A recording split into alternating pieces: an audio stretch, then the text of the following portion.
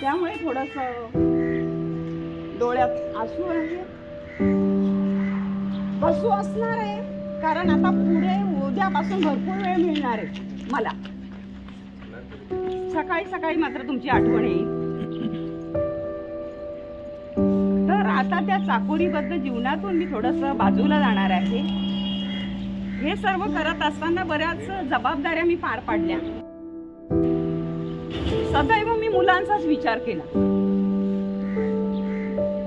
मी कुठल्याही याच्यामध्ये वर्गात गेली तरी मी तुम्हाला आपलं जीवन किंवा आपल्या भावी आयुष्यामध्ये आपण काय करायला पाहिजे, वर्गामध्ये तुम्हाला शिक्षक तळमळीने शिकवतातच, पण याच्यानंतर आता आमच्याकडे तुम्ही 5.5 तास किंवा 5 तास असता, बरोबर आहे की नाही.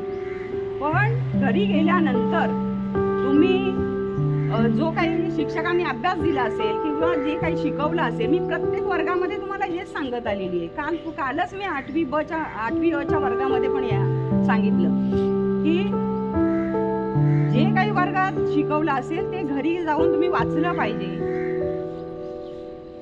आणि प्रत्येकाने आपल्या आई वडिलांच्या कष्टाची जाणीव ठेवली पाहिजे. घरी कमी, माझी मुलं पण म्हणतात की आता आम्हाला आमची पूर्ण आई आम्हाला आता पूर्ण भेटणार आहे, कारण फक्त अर्धीच रोजची त्यांना अर्धीच भेटायची. कसं तर अर्धा दिवस माझा इकडे जायचा आणि इथे आल्यानंतर बघा की उलट मला आता वाटायला लागलं की घरी राहिल्यानंतर हा दिवस कसा जाईल. कारण इथे आल्यानंतर सगळ्या आपल्या चिंता विवंचना काय असेल ते, किती दुखणं असू दे, ते सगळं विसरून जातो माणूस. आणि आज ते सगळं थांबणार आहे, अध्यापनाचं कार्य थांबणार आहे.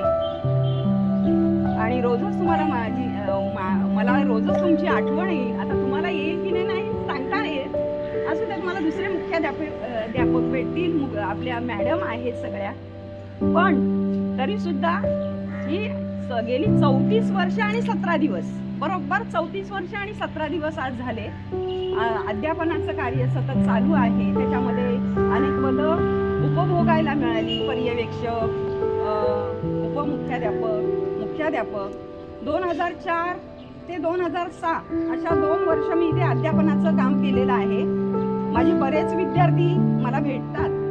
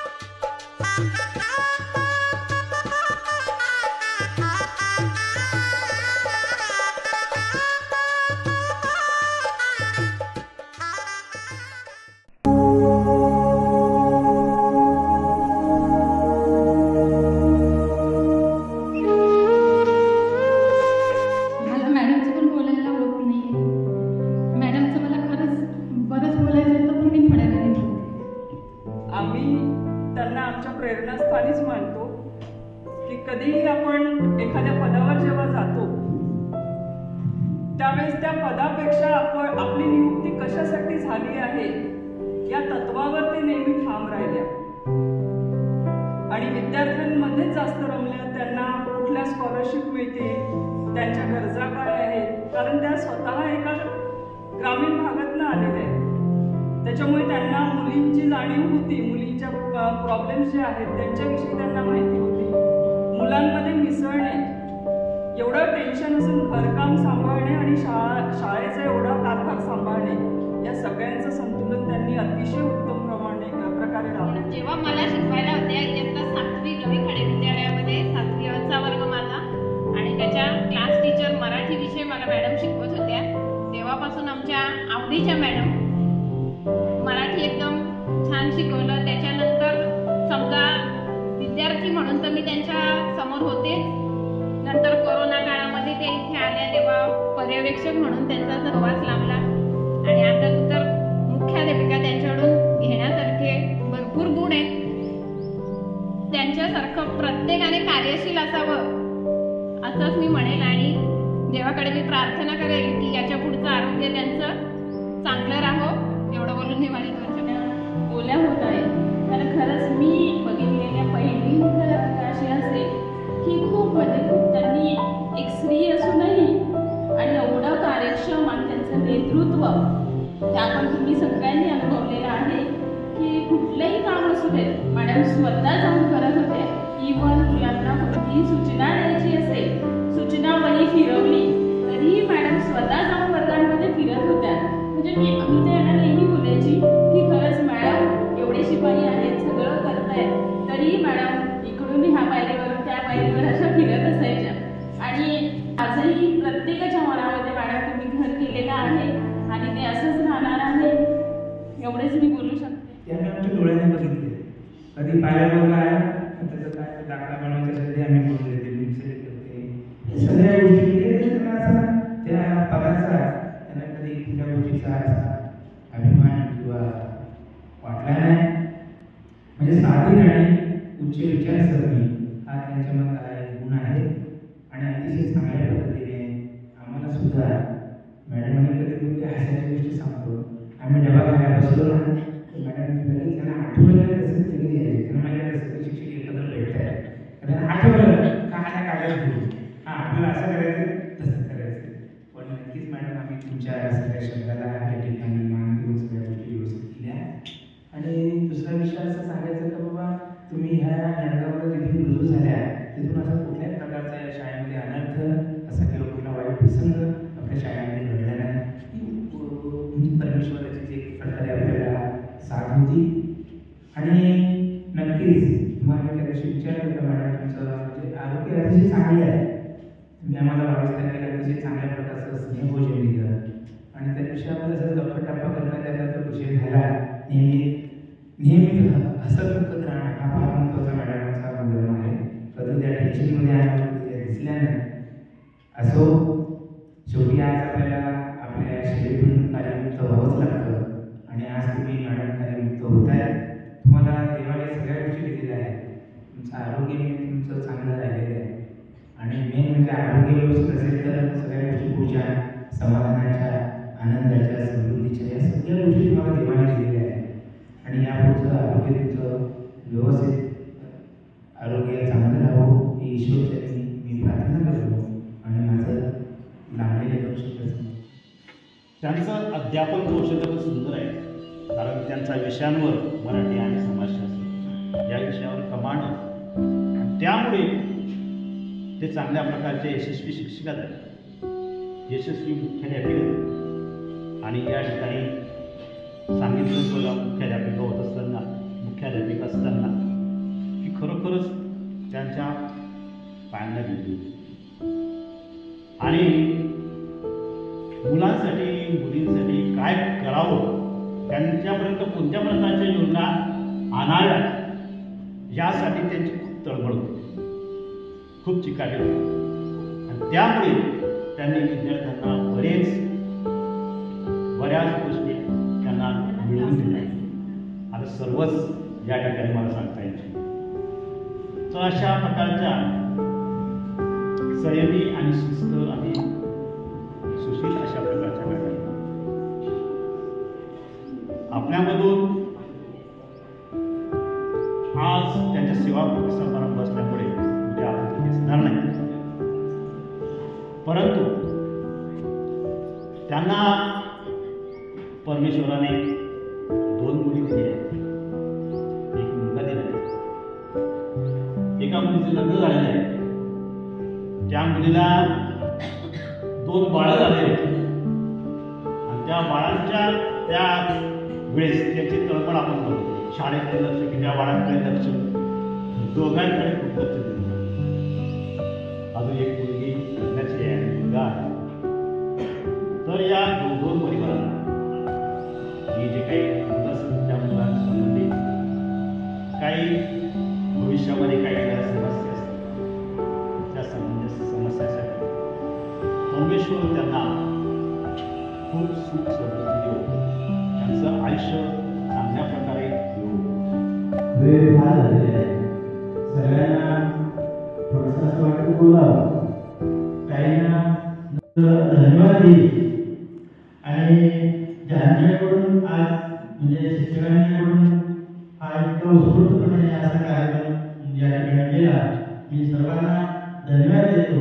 जागेसाठी या ठिकाणी खास करून त्यांना वेळ पण नव्हता, तरी देखील ते या ठिकाणी माझी शाळा आहे, माझ्या गावची शाळा आहे आणि आपण आपल्या मातीची माणसं आहोत, तेव्हा पुढे मी एवढी विनंती करेन की आपण देखील आपल्या मातीतली आपली माणसं ही मोठी कशी होती आणि त्या मोठ्या विद्यार्थ्यांना आधी आपल्याकडून देता कसं येईल हेच मी म्हणजे माझ्यासोबत मी बघितलं. माझ्या विद्यार्थ्यांना काय देत आहे, मी जी बोर्डाची वेगवेगळी पदं उचलवली, मग अगदी काम असेल, पेपर काम असेल, मी महिन्यामध्ये घरामध्ये बसून राहिली. आणि त्यावेळी संपूर्ण मुलांची जबाबदारी ही म्हणजे मॅडमकडे असायची. आणि त्याचवेळी वेगवेगळ्या प्रकारची आता एक वाटचाल आपण करावी. आणि तुम्हा सर्वांना या ठिकाणी छोटेखानी कार्यक्रम केला धन्यवाद देतो. आणि काही चुकून असं काही बोललो असेल तर क्षमा असावी. धन्यवाद. जय हिंद, जय महाराष्ट्र. पवार मॅडमांचा आणि आमचा संबंध फार जुना, एकमेकांचे आम्ही नातेवाईक. तर सुरुवात जी होते सुरुवात होती या शाळेच्या उभारणीपासून. की त्यांचं शिकवणं हातोटा त्यांचा चांगला आहे, कारण तो आम्ही जवळून पाहिलेला आहे. विषय ज्ञान जे आहे ते त्यांचं सखोल असतं अशा पद्धतीचं. आणि मुळात त्यांची वृत्ती जी होती ती अभ्यास वृत्ती होती, काहीतरी वेचण्याची वृत्ती होती, ती सर्वात महत्त्वाची आहे.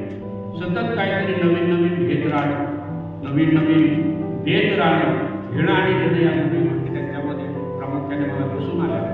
पण मला आवर्जून काही गोष्टी जाणवल्या की त्याच्यामध्ये सर्वात महत्त्वाची गोष्ट ही होती की आता रामकृष्ण या ठिकाणी उल्लेख केला जागरे सरांनी की मुकुंद कंपनीकडून जितकं काही मिळवता येईल तितकं मिळवण्याचा प्रयत्न हा पवार मॅडमांनी केला. म्हणजे त्या दृष्टीने खरोखर पाठीमागे लागून दरवर्षी काही ना काही त्यांच्याकडून सातत्याने त्या मिळवत राहिल्या. त्यामुळे इथल्या गोरगरीब विद्यार्थ्यांची एक मोठी सेवा त्यांच्या मार्फत का होईना पण त्यांच्याकडून घडून आणली. एक त्यांचं अतिशय म्हणजे लक्षात राहण्यासारखं काम आहे असं या ठिकाणी मला म्हणावं लागेल. त्यांचा स्वभाव या ठिकाणी वर्णन केलेला आहे की अतिशय म्हणजे प्रत्येक स्त्रीच्या बाबतीत मी पाहिलं तर स्त्री ज्या वेळेला मुख्याध्यापिका असते वेगवेगळ्या मुख्याध्यापिकांचा अनुभव आला तर त्या खरोखरच खुर्चीमध्ये बसतच नाही. ते साधं इतकं त्यांना टेन्शन असते का घरचं टेन्शन नसतं पण शाळेचं टेन्शन सर्वात जास्त. आता माझाच अनुभव आहे त्याच्यात. अशा पद्धतीने झोपून काम करणं हा त्यांच्या स्वभावाचा एक महत्त्वाचा गुण या ठिकाणी मला पाहायला मिळाला. आणि 34 वर्ष आणि 17 दिवस ही सेवा करायची याचे शेवटचे दिवस तर असं काही मोजत असतो माणूस. शिक्षक नसतात हे नसतात. मागे मी ज्यावेळेला रिटायर झालो तर आमची काही मंडळी होती की म्हटलं आपण एक मंडळ स्थापन करू. आता शिक्षक भरतीने जिकडे गेले तर आपल्याला जसा वेळ मिळेल तसा आपण काही तास घ्यायला जाऊया. आता निवृत्त झालेल्या शिक्षकांना करणं समाजासाठी भाग आहे. तर त्यासाठी निश्चितच त्यांची आम्हाला मदत लाभेल. त्यांच्या उर्वरित जे आयुष्य आहे ते सुखासमाधानाने आणि निवृत्ती वेळ त्यांचा निश्चितच चांगला जाईल. कारण 2 नातवंड आहेत. नातवंड हा मोठा प्रेमाचा विषय असतो आणि ती असली की मग वेळ आपोआप जातो. बाकीचं काय बघावं लागतं. पण मी रोजचा अनुभव घेतो. त्यांना पुन्हा एकदा परमेश्वराकडे चांगला आयुरारोग्य लाभो अशी विनंती करून मी माझे 2 शब्द संपवतो. धन्यवाद.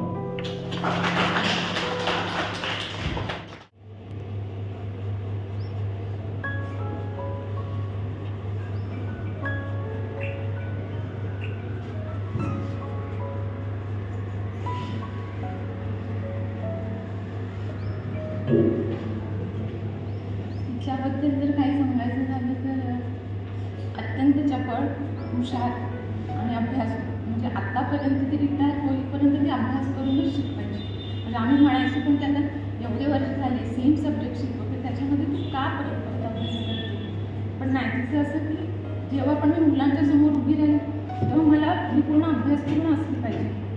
आणि कुठल्याच गोष्टीमध्ये झालं की तिचं असं असायचं की ते काम मी जर कोणी नसेल करत तर ते मी करेन आणि ते व्यवस्थित झालं पाहिजे, ते वेळेत पूर्ण झालं पाहिजे. म्हणजे घरातली कुठली गोष्ट असू दे किंवा कामाच्या बाबतीतही काही असेल तरी तिचं सेम तिच्या प्रायोरिटीज असायच्या की काम हे सगळ्यात फर्स्ट प्रायोरिटी असलंच पाहिजे. आणि तिच्या पूर्ण या प्रवासामध्ये तिला खूप चांगले सहकार्य मिळाले. त्यातले काही आहे काही नाही पण सगळ्यांची नावं मला एक नाही घेता येणार पण तुम्ही सगळ्यांनी तिला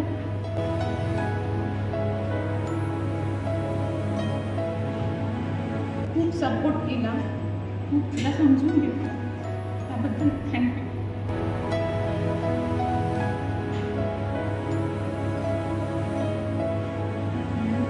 म्हणजे खूप गरिबीतून शिक्षण पूर्ण केले.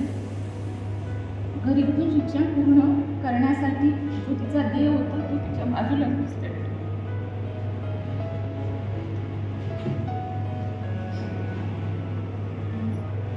शिक्षणासोबतच शेतीची सगळी कामं स्टार्टिंग फ्रॉम द बेसिक सगळं तिला येतं आणि सगळं तिने कधीही म्हणजे कमीपणा वाटून कुठलंच काम नाही केलं. तिने आम्हालाही सांगितलं की कधीच कुठलंच काम करायला कधीच कमीपणा वाटून नाही द्यायचं. कुठलंही काम असो ते मनापासून करायचं.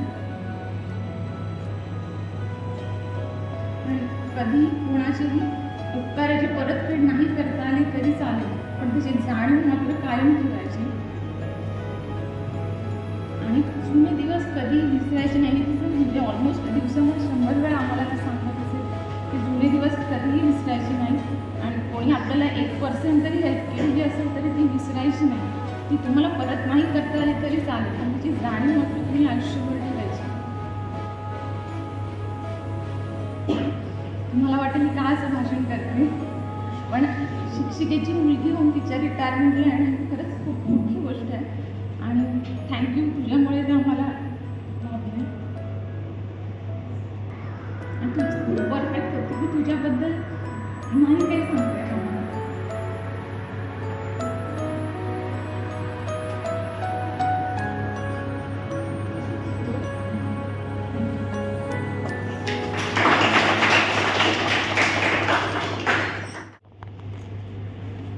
खरं म्हणजे मी आज कागद घेणार नव्हते, पण सकाळपासून एवढं भरभरून प्रेम मिळालं की मी पूर्ण माझं विस्मरण झालं. म्हणजे सगळं जे काही मला सांगायचं होतं ते पूर्ण मी ब्लँक झाली आहे. कारण इतकं असं प्रेम, मी नेहमी म्हणते की या छोट्या झाडामध्ये प्रेम मिळतं. माझा शास्त्रमध्ये हा शब्द असायचा. म्हणून मी म्हटलं कागद घ्यायचा नाही, पण आता पूर्ण मी ब्लँक झाली. कळलेच नाही दिवस कसे गेले, कळलेच नाही दिवस कसे गेले, निरोपाची वेळ आली, आता मात्र सहकार्याने घरटे सोडून जाण्याची वेळ आली, घरटे सोडून जाण्याची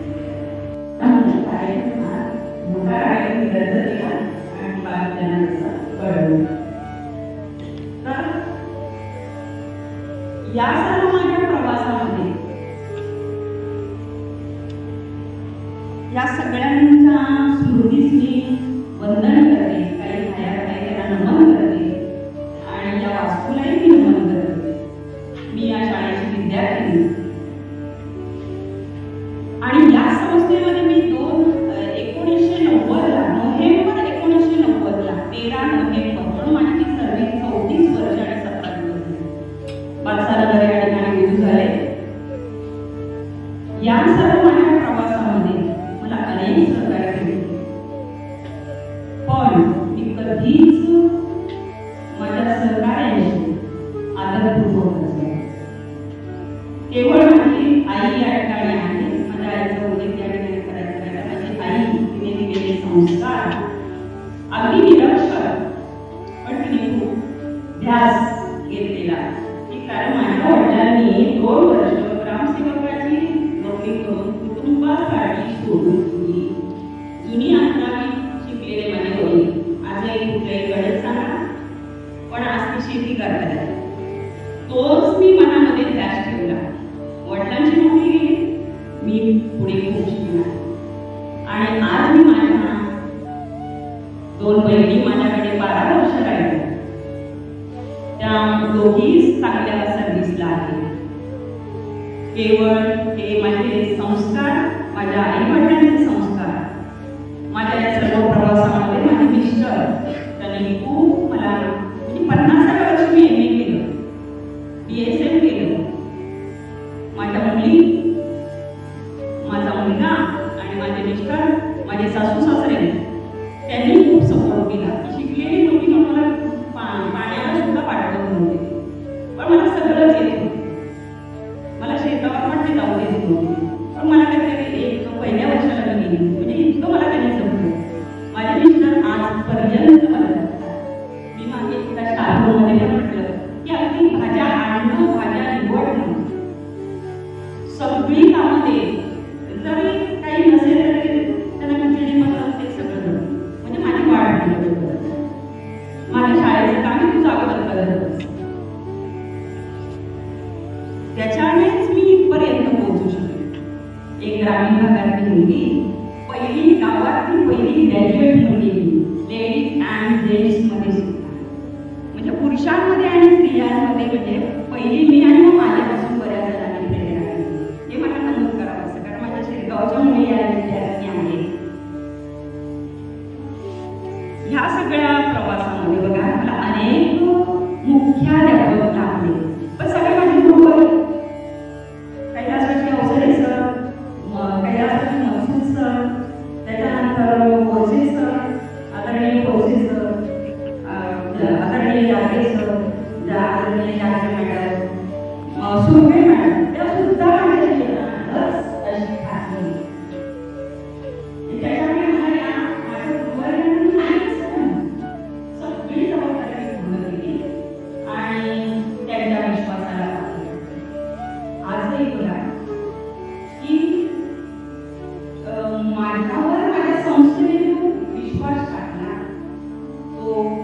मी सारखं करून काही अंशी असे काही, पण मीरा आज त्यांच्या मनात आणि माझ्याबद्दल समाधान आहे. भाऊ त्या दिवशी म्हणाला होता तर मला सगळं काही मिळायचं आहे. माझ्याबद्दल माझ्या सगळ्या मॅडम, माझे सगळे सहकारी यांनी बोलले आणि त्यांना हे बोललं ते त्यांनी विचारातून त्यांच्या मनातून व्यक्त केले आहे. मी नेहमी एक वाक्य म्हणाले की संस्था ही कुठलीही असू दे, सरकारी असू दे, खाजगी असू दे किंवा कुठलीही असू दे, पण ठराविक तास काम करणे हा जरा काय नाही. त्यातच घरी राहिलेली एकही दिवस नाही, कारण तिथे मला क्लर्कच नव्हता. त्याच्यामुळे सगळी कामं मला करावी लागायची आणि ते बरंच झालं. बऱ्याच जागरे सर ते बरंच झालं, कारण मला सगळ्या कामाचा अनुभव आला. मला वाटतं संस्थेने ते बरं पण केलं. चला सुटलं, मॅडमांना तिकडे टाकूया. पण तिथे 2 वर्ष मी माझ्या शाळेचा, तिथल्या आपण शाळेचा कायापालट केला. आकाशाला वस्तू म्हणायला चालतो की जे मला सकाळी आपण भरपूर रडून झालेला आहे. कदाचित आता थोडीशी आशू काढलेली आहे, आणलेली नाही म्हणता येणार, पण खरंच मला ही वास्तू आणि माझे सहकारी सोडून जाताना नक्कीच मनामध्ये ज्या काही दुःख होतं ते मी शब्दातही व्यक्त करू शकत. माझे सर्व पदाधिकारी, माझे सर्व सहकारी, माझ्या सर्व सहकारी शिक्षिका मॅडम, माझे विद्यार्थी हे माझ्या पुढे माझ्यासाठी खंबीरपणे उभे राहिले. तिथे काही प्रसंग आले, जागरे सर असतील, काही सर असतील, सगळ्यांची नावं नाही घेऊ शकत, तर सगळ्या मॅडम खंबीरपणे माझ्या पाठीशी उभे राहिले. मॅडम तुम्ही काय करतो. आणि विशेष म्हणजे मी या शाळेचे विद्यार्थी शिरगाव माझं मागे, त्यामुळे या 1.5 वर्षाच्या काळात मला कुठलाच मला असा प्रसंग पण आला नाही आणि कुठलाच मला असा की सगळे शिक्षक माझ्या पाठीशी उभे राहिले. ग्रामस्थ सुद्धा, कारण मला या ठिकाणी ग्रामस्थांचा सुद्धा उल्लेख करावा लागेल की आज बरेच जण कोण कसा मिळायचा येणार होते, पण मी माझा जे सहकारी अजून त्याला 8 दिवस पण झाले नाही, म्हणून मी तो कार्यक्रम करायला केला आणि म्हणून मला त्याची मी सुरुवातीलाच मला मला त्याची जाणीव होती. यावर्षी 10वीचा रिझल्ट जेव्हा 10वीचा रिझल्ट सतीश बरोबर होता त्यावेळेला किती आहे सतीश, म्हणजे मी छातीवर नाही ठेवला तेव्हा ते मला सांगितलं मॅडम 96.77. मला सगळं भरून पाहू, कारण माझ्या काळात एवढा चांगला रिझल्ट मागे सरांनी उल्लेख केला होता, रेकॉर्ड ब्रेक असा रिझल्ट माझ्या याच्यामध्ये आलेला आहे. मला बाकी शिक्षकांनी वगैरे सर्व दिलं, खूपच मी भरून पावलं, कारण यांच्यामुळे सगळं शक्य झालेलं आहे.